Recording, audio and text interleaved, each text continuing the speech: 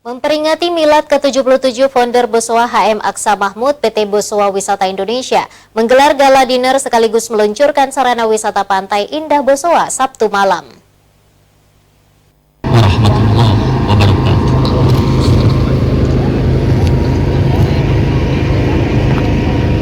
Bacaan doa tadi, semoga acara kita pada malam bertepatan dengan milad founder Bosowa HM Aksa Mahmud yang ke-77 tahun, sekaligus dirangkaikan dengan peluncuran sarana wisata di Pantai Indah Bosowa oleh PT Bosowa Wisata Indonesia pada Sabtu malam.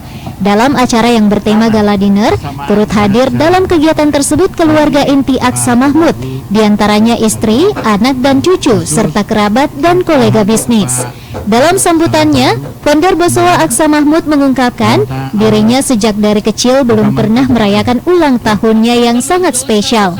Namun ia juga menuturkan bahwa perayaan ini bagian dari perayaan ulang tahun sang cucu yang bernama Hana.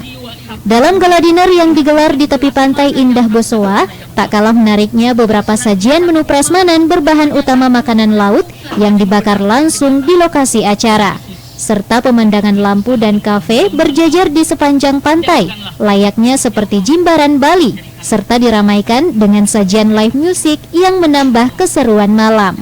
Rusma Wandirara, Celebes TV.